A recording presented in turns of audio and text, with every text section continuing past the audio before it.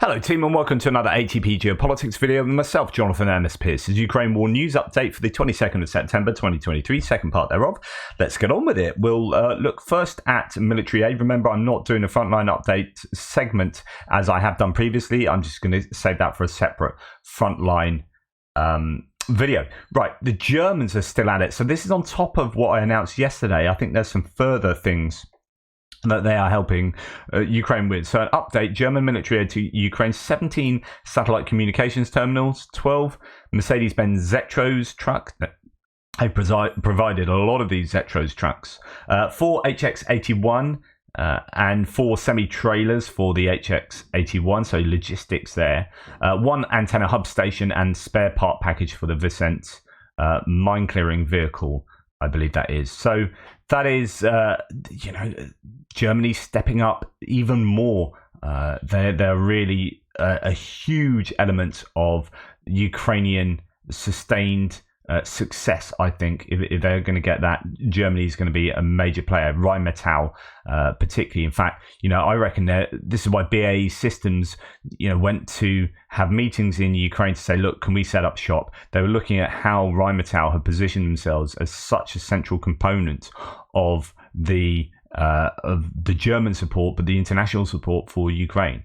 And BAE Systems and other arms manufacturers, defense manufacturers will be thinking, goodness me, we've lost out a little bit there. There are other ones based in Poland and Czech Republic as well that are doing similar things too.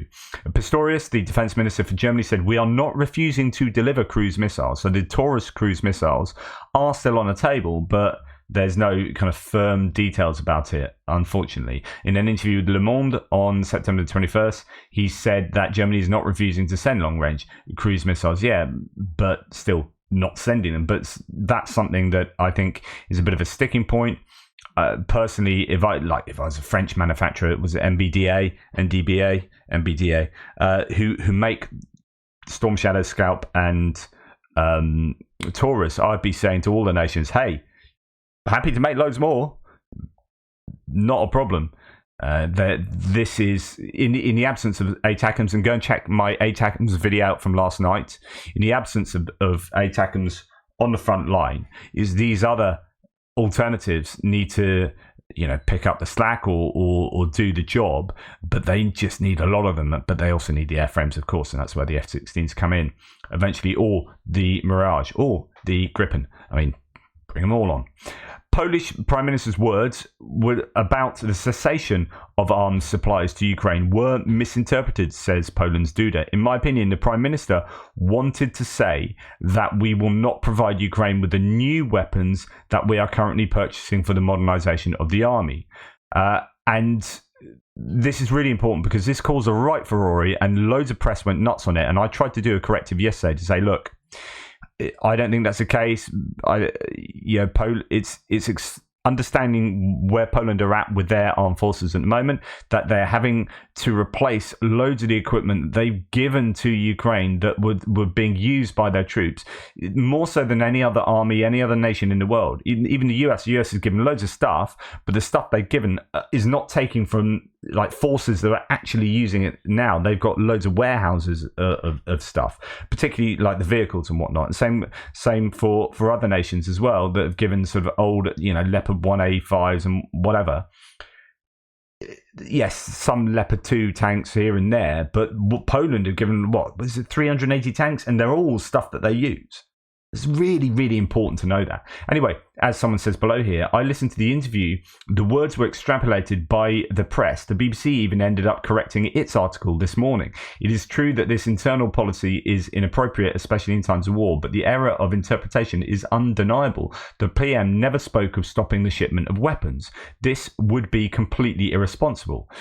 Indeed, Poland's defense industrial complex continues to prepare weapons for Ukraine. Polish President Duda. So this is Duda is the president, Morawiecki, with lots of W's and C's and Z's. Anyway, however you pronounce that, he's the prime minister. So Duda said that the words of Prime Minister Morawiecki, is that correct? Let me know, about ending the military aid to Ukraine due to the need for rearmament were taken out of context. So that hopefully that puts that problem to bed. Right, as I mentioned last night, and again, go and check my last video out on that, or yesterday's video on that, US President Joe Biden has decided that ATACMS missiles will not be transferred to Ukraine yet, but this issue may appear on the agenda in the future. This was announced by National Security Advisor Jake Sullivan. My TLDR of that is there will be good reasons they're not being provided. It's not just because the Americans are being bloody minded. They are providing F-16s. Or allowing F-16s to be provided, but have also said they would provide them if needed. So they've made bigger escalatory commitments than ATACMS, so it can't be an escalation issue. Main battle tanks, M777s, HIMARS have all been given. No escalation happened. So I think there's rational reasons, and I think you might see something to do with Neptunes and indigenously constructed missiles that allow Ukraine to fire into Russia, where America could go, hey, it's not our missiles, but it might be that the US are actually aiding them in the design, manufacture, and implementation of those missiles. So that's a way around ATACMS, and also so therefore it doesn't become escalatory even if that is one of the reasons they're using.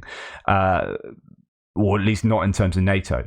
And then things like GLSDB, ground launch small diameter bombs, hopefully coming online anytime soon, anytime now. And Taurus, possibly, but you've got Scalp and Storm Shadows as well. So I think there is a reason why this has all happened. It's not just people making stupid decisions. Abrams tanks will be delivered to Ukraine in the near future. They are sent on schedule. That was stated by Pentagon Representative Patrick Ryder. Quote, "We expect them to arrive in Ukraine in the coming days and weeks," he said. That is... Right, okay. So only 31 tanks were promised, and that's going to be sort of 10 or so in the next week or so. But there are rumours that more than 31 will be provided. Which is exactly what happened, as far as I understand, with the challenges. We've in public said that we sent 14, but I think either 22 or 28 have actually been sent. Whether that'll ever eventually come out in the wash, I don't know. Finance Ministry, Ukraine received $1.25 billion from the US in grant funding. Ukraine received a grant of $1.25 billion from the US through the multi-donor trust fund of the World Bank. The Finance Ministry reported on the 21st. This is part of the fifth additional package provided under the program called Public Expenditures of Administrative Capacity Endurance, or PEACE. Very clever. In Ukraine, designed to support the country's social and humanitarian expenditures. In other words, the government's got to keep running. In particular, the funding will be used to cover pension payments as well as the salaries of medics, emergency workers, civil servants, and teaching staff. So that stops, like the country just collapses. There's no point fighting a war if there's just a non-existent, practically speaking, non-existent country as far as everything that is required to have a country function. Okay. So in other words, you can provide all the tanks you like, but if you don't do all the other stuff, then there's kind of little point in providing the tanks. So it needs to be all or nothing. Several Ukrainian pilots and dozens of technicians will soon arrive in the US to begin training in the operation of F-16 fighter jets, says Lloyd Austin. The training of Ukrainian F-16 pilots in the US will take place even if the US government stops working. Okay, and this is to do with funding issues and all the raising their ugly head again in terms of government stopping working and so on and so forth. Anyway, this goes back to the kind of de-escalation, supposed de-escalation. I think de-escalation is a wrong word. I think it's anti-escalation. So it's not, you're not taking things back. You're not providing things so they don't get worse, right? So it's a kind of anti-escalation approach, which I've said is just nonsense because they're training and possibly delivering F-16s to Ukraine. Like ATACMS versus F-16s. ATACMS are not more escalatory than F-16s. So if America at the same time are going, yeah, F-16s, whoop, let's do it. We're doing it all. We're training you. We're perhaps giving you a bunch of these. That ATACMS argument is nonsense. So that's why I think people need to hang off like trying to crucify Jake Sullivan on supposedly doing this de-escalation appeasement, because I don't think that's what's going on. Anyway, Ukraine agreed with the US that on the joint production of weapons. This is massively important. And this might go back to the theory about things like Neptune.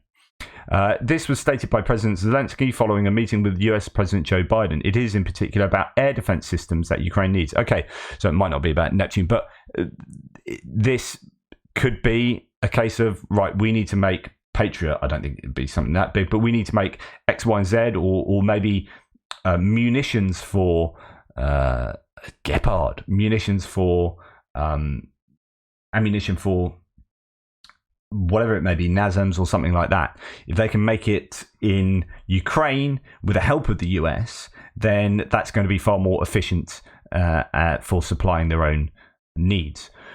Really important, I think. CNN, Republicans consider cutting $300 million in Ukraine aid from defense bill. So this is the larger, not like a... this is a defense bill as opposed to like an aid package. Republican Party leaders in the US Congress consider cutting Ukraine support from their long-term defense spending bill to satisfy hardliners and unlock the gridlock. So the financial, the budgetary gridlock, CNN reported yesterday. The procedural vote failed to pass earlier today in the House of Representatives because the hardliners' opposition to $300 million for the Ukraine Security Assistance Initiative, the news outlet said. So this is a growing issue. In fact, I'm going to talk about it in the geopolitical section. So the United States is sending Ukraine, though, on the other hand, a military aid package worth $325 million with shells for air defense systems, ammunition for HIMARS and anti-tank weapons, as well as cluster munitions. I talked about this yesterday, but let's just go through what's being sent. AIM-9M missiles for air defense, additional ammunition for HIMARS, Avenger air defense systems, so those are man-pads stuck on the back of a Humvee, 50 caliber machine guns to counter drones, 155mm artillery rounds, including cluster munitions, 105mm artillery rounds, that's for different types of armament, tube launch optically tracked wire-guided missiles, these tow missiles that go on the top of Bradleys, Javelin and anti-tank AT-4 anti-armor systems, over 3 million rounds of small arms ammunition, 59 light tactical vehicles, don't know what they are exactly, demolitions munitions for obstacle clearing and spare parts maintenance and other field equipment. Good stuff. The US, as ever. Slovenian armoured personnel carries Valuk with a newly created 44th Mechanized Brigade. This is another example of really bad music being overlaid on videos. I mean, why would you put that song on there? Nonetheless, this is another example of equipment that finds its way to Ukraine that we don't necessarily know about. It's not shouted about. I think I might have talked about these before, but you've got Slovenian APCs. So don't forget that there are nations that are providing stuff that finds its way to the front line or to the forces in Ukraine. Now, Ukrainian army is testing the Ironclad unmanned combat robot in live operations. So this is being used, on the front line to do stuff. It's not just a prototype that's running around a test field. The next step would be a tractor unmanned guided vehicle. The tractor division earned that. So this is going back to when tractors were pulling destroyed and abandoned bits of Russian equipment out of fields right at the beginning of the war. The tractor divisions were famous. All the memes came out about them, but I haven't really seen that a lot recently, as it's become like a fully fledged positional war as opposed to that thing that it was at the beginning. So anyway, hopefully these will be useful and have practical application. Okay, this is in terms of the Russians and kind of military aid or how they are going to prop up their war project. If it is true, it cannot be verified, but Russian channels claim that Wagner PMC units have been redeployed in the Kherson region. So there's been this question about what's going on with Russian Wagner personnel that were camped, at least to some extent, in Belarus.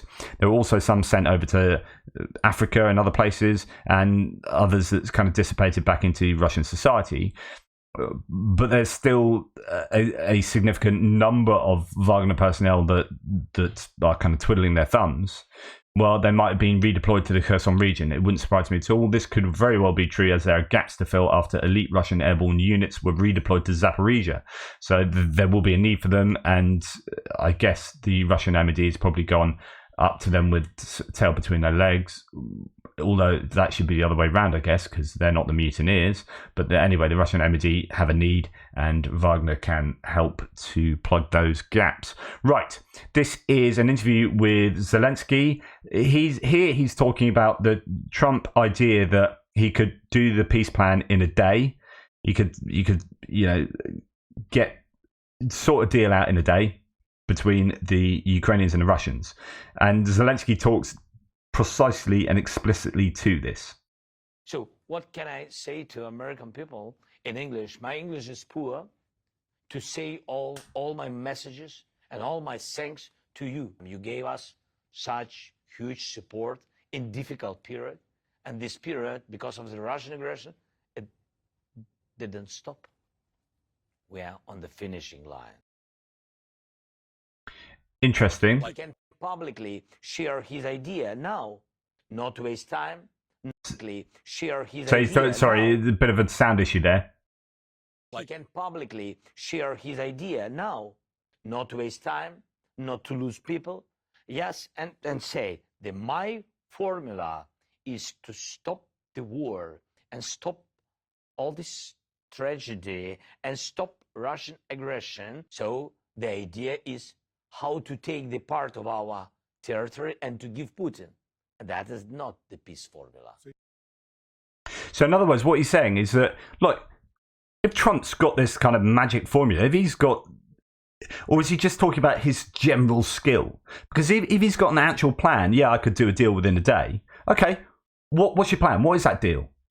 He says, if you've got that plan, then let's have it now because people are dying. Right, and if you can solve this within 24 hours, then that will save literally hundreds of thousands of people's lives, right? So don't just sit there and say you can do it and not help us. Help us. Like, you've got a moral obligation to help us. But if it involves us carving up our land and giving it to Russia, that ain't going to happen. So don't think you can solve that in 24 hours. This is just, Zelensky being Zelensky. And all Putin wants now, all things he wants now is really to push United States, to change the minds of society, to push EU partners, to change the mind of the people of EU countries. He understood that only by propaganda he can not win. So, sorry, a few sort of sound issues there, but absolutely spot on, and it's the importance of propaganda both in terms of the US context and the European context, and that's basically the Russian is basically Russia's strongest hand. I think it's their strongest weapon concerning the outcome of this war is their propaganda. It works. It's working in the United States in certain areas. It's working in certain countries and certain demographics in the EU and wider European nations. And he recognises that, Zelensky, of course. So he went to the White House and met with Joe Biden, had a talk. We've got a bit of an interesting appraisal here from Sky News about Zelensky's visit to the US. So the last time Zelensky visited Washington, he received a hero's welcome. But this time, amid a political backdrop that has seen some US politicians call for a weakening in financial support to Ukraine, he had a much tougher job. Still, the Ukrainian president managed to win generally favourable comments on the next round of US aid, which he said was essential to stop Ukraine losing the war. American politicians who spoke to Mr. Zelensky said they were assured Ukraine has a solid war plan and they are winning. Mr. Zelensky was given a red carpet arrival by Joe Biden to the White House South Lawn, and more ceremony that world leaders usually receive. So that's good news there. The US president made clear his concern with Congress, where there is intensifying opposition to continued Ukraine funding from a faction of congressional Republicans, mostly aligned with Donald Trump. After his meeting with Zelensky, Mr. Biden said he was counting on the good judgment of Congress. And finally, notably, Kevin McCarthy, and this is something I've spoken to before, the House Speaker chose not to join Hakeem Jeffries, the Democrat House Minority Leader, in greeting Mr. Zelensky when he arrived. He also declined a Zelensky request for a joint session of Congress, something that took place during the Ukrainian president's visit last year, saying there wasn't enough time on short notice. However, Mr. McCarthy said the answers from the Ukrainian delegation during talks were direct and honest. Quote, "I heard a lot of positive things." Make of that what you will. So Phillips O'Brien makes this of that. For what it's worth, says Phillips O'Brien, so he's quite a prominent figure in the whole Ukrainian war analysis. He's a professor of strategic studies at the University of St Andrews, an author of How the War Was Won, the second most powerful man in the world, editor-chief war in history. So anyway, for what it's worth, the US debate over aid to Ukraine seems headed down a terrible path, with one party moving more and more towards a pro-Russian position, and then the other seeming unsure if it actually wants Russia to lose. So this is like, the Republicans seem to be, to some degree, pro-Russian in their outlook, and the Democrats appear to be not really wanting Russia to lose and not doing enough. And that's where he's seen it. And someone else saying, McCarthy told the man whose democracy has been brutally invaded, whose women and children have been raped and or kidnapped, whose cities have been reduced to rubble, infrastructure shelled, mass graves filled with tortured and killed, that Congress did not have time for him. So yeah, that there is that evaluation there. So Zelensky then went on to the Pentagon for talks with Defense Secretary Austin. That will hopefully have produced some positive outcomes. President Zelensky is now with his wife in Ottawa in Canada, meeting Trudeau. And I wanted to just point this out, that it's the little things for me. So it's the way that Zelensky is. He's just a human being, right? When you look at someone like Putin, he's an autocratic dictator robot and moral monster. Would you ever see him meet another world leader like this? I don't think you would.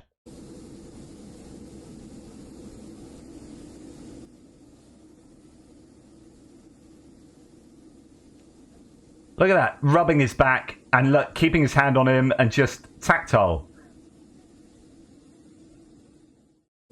That, it's just a little thing. So I'm quite a tactile person myself. I hug my mates, all that kind of stuff. Like, I think it gives you a sign of someone's humanity. I'm not saying I've got great humanity or anything, but here with Zelensky, like, his humanity shines through. Okay, he's probably not the strong man, iron leader that you see in someone like Putin, but actually he's got his own kind of iron will, hasn't he? And he's got his own strength that we've seen in abundance throughout the war, right? He stayed there. I mean, there's no greater sign of kind of an iron backbone than not getting out of Dodge when he could have done, and staying there in as dangerous and potentially life-threatening predicament as at the beginning of the war. So, but this guy also exudes humanity in a way that I think engenders into a lot of other people. He's got that charisma, but to me, he's just like, this person is a decent human being, and I can see that in his body language and just the way he is. And when I look at Putin, I just think he's just a complete a-hole. That's my really highbrow evaluation there. I would just think he looks like an FSB agent, Putin. He looks like someone who has a moral vacuum. There's a moral black hole where his heart should be. Okay, so this is going back to Duda. There is no need to raise a level of emotions, as this is a dispute that concerns a very small segment of Ukrainian-Polish relations. The president of Poland told TVN24 that he is ready to meet with Zelensky as soon as there is an opportunity. So don't worry, don't overplay this. The press would be loving this kind of stuff. Oh, doom and gloom. It's like, no, it's a bit of an issue. Done and dusted, sorted. I love this. French Minister of Foreign Affairs, Catherine Colonna, said that the speech of Russian Foreign Minister Sergei Lavrov in the UN Security Council was, as always, full of lies. He sat for a short time, came, gave a speech, as always, full of lies, and then left, she said. This is brilliant. Like, I've got a lot of time for people calling out the Russians in a super public way. And just imagine people saying this like 2 years ago, 3 years ago. You wouldn't dream of it. And now you've got people very publicly, you've got the president of Albania chairing a meeting saying, I'll tell you what you can do to solve this. You can get Putin to remove the Russian army from Ukraine, right? And then Zelensky won't have to do a speech, right? You've got people being really, like, at the end of their tether, just fed up with Russia's BS. And here we got the French foreign minister saying, or Minister of Foreign Affairs, saying, yeah, you hear that Russian guy? You hear the Russian foreign minister, Sergei Lavrov? You know him, yeah? Full of BS, that man. Full of lies. He came in here, blah, blah, blah, blah, full of lies, and then left. It's really dismissive. But in a way that I think is reflective of where the world is with Russia. Just run out of patience for this nonsense. Anyway, moving on. 5 to be charged in the UK with spying for Russia. Now, I've talked about these guys before, or at least 3 of them I talked about before. There's 5 here being charged.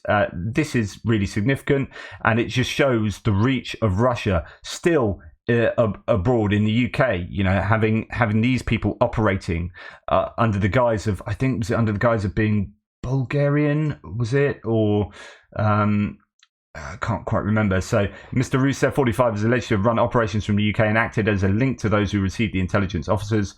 So they're accused of working on active operations in the UK and Europe, collecting and passing information to the Russian state. So yeah, sorry, I hadn't gone through this. But anyway, they're being charged, which is all good news. And the more we can... it's quite interesting. I was listening to analysis. Yeah, here it is. The pair who moved to the UK around a decade ago ran a community organisation providing services to Bulgarian people, including familiarising them with the culture and norms of British society. According to the Bulgarian state documents online, they also work for the electoral commissions in London, which facilitate voting in Bulgarian elections by citizens living abroad. There you go. So they're working for the Kremlin, really.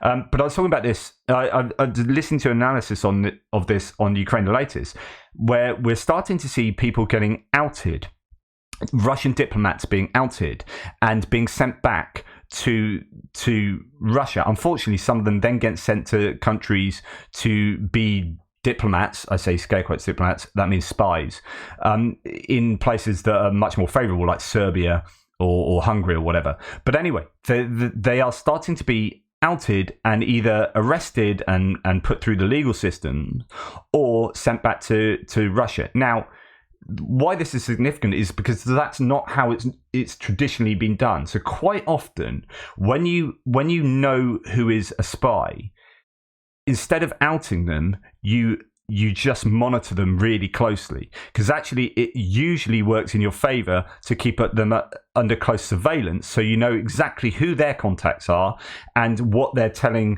the Kremlin.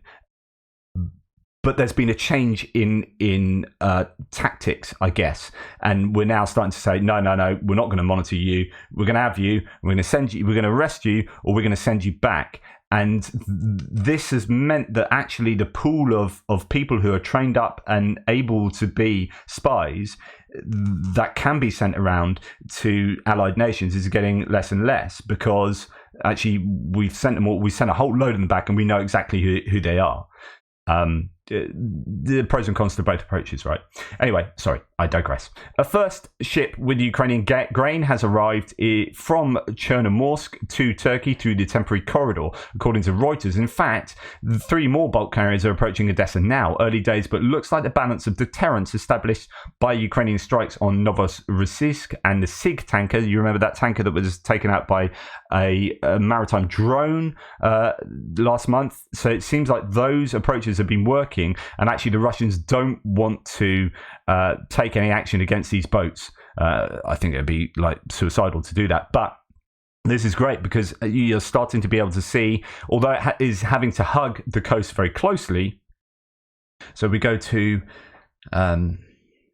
if we go here up to Odessa, so these boats are having to, basically where you see it pretty much darker on this particular map, it depends what map you're looking at, they're having to stay within a very close within very close proximity to the coastline, and that's enabling them to get down and then eventually into international waters or into other nations' coastlines. Now, why it's relatively safe for them to do that even from Odessa is that the Russians aren't very good at hitting moving targets. So what they can do is they can hit boats when they're moored in Odessa. They can hit the infrastructure in Odessa, which is not moving. But when a boat moves, unless they've got their own boats themselves in the local area or planes around there, they're not going to hit these boats. And because of Neptune missiles and other sort of capabilities of the Ukrainians, that's never going to happen. So they would, if they were to take out these boats, they would have to take them out when they were stationary.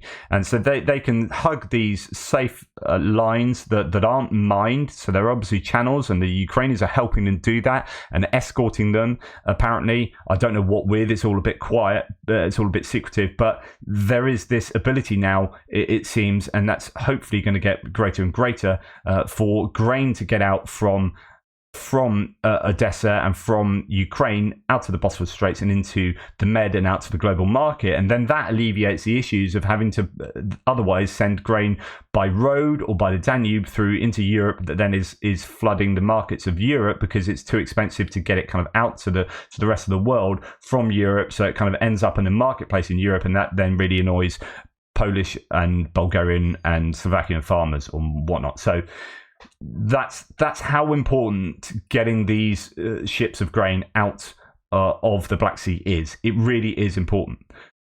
Anyway, I think that is almost me done. Just remains to be said, last piece. Russian airlines planes have become twice as likely to break down during flight, according to Russian media. From January to August 2023, there have been 120 air incidents involving civilian airplanes used by Russian airlines that were registered in Russia, as studied by Novaya Gazeta Europe. This is 2.2 times more frequent than the average level observed from 2018 to 2022. At that time, an average of 55 incidents were documented. So that is really, I think, significant. It shows that the sanctions are having an effect. Obviously, you don't want a civilian airline to fall out the sky, but if that's the choice of the Russians to A, fly those dangerous airplanes, and B, to continue going to war, so they have these sanctions, then that's on Russia. That's not on anyone else. The most frequent malfunctions occur in the engines, 30% of cases, and landing gear, 25% of cases. Brakes, flaps, air conditioning, windshield problems are also common, 3 to 6% of each of those problems listed. More than 80% of deaths in airplane crashes involving Russian airlines were caused by aircraft registered and serviced in Russia. The risk of dying in an airplane crash on such airplanes turned out to be 20 times higher than on airplanes of the leasing sector. Okay. Anyway, thank you very much. Please like, subscribe, and share. Really appreciate all your support. That's the end of this one. I said it'd be shorter, and it probably wasn't. So I just talked too much. Apologies. Take care. See you later. Toodle pips.